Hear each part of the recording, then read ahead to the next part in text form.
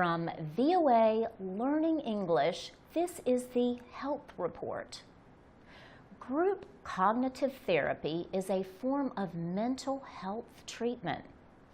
A study has found that this form of talk therapy can help rape victims in countries where there are few trained psychologists.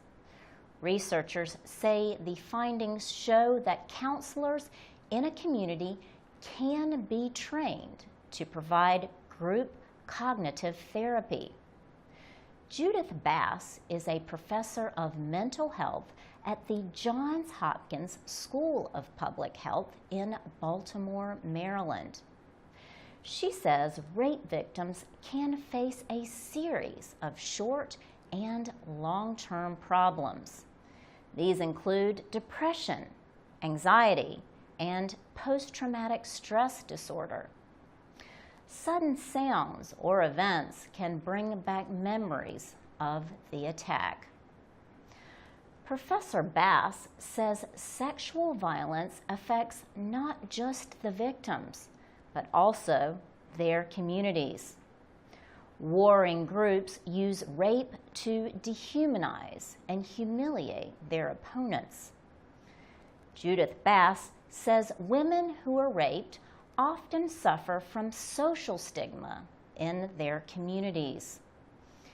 They experience fear and worry about whether they can meet the needs of their families. Cognitive behavioral group therapy has been shown to work in Western countries. Judith Bass and other researchers investigated whether it could help women in the Democratic Republic of Congo.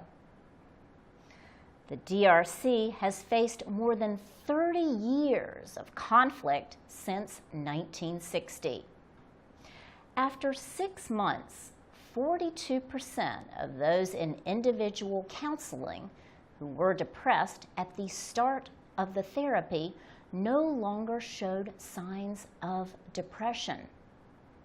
By comparison, 70% of those in the cognitive therapy groups were no longer depressed.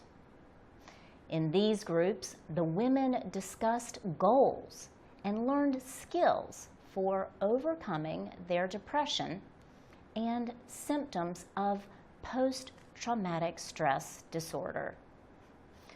For VOA Learning English, I'm Laurel Bowman.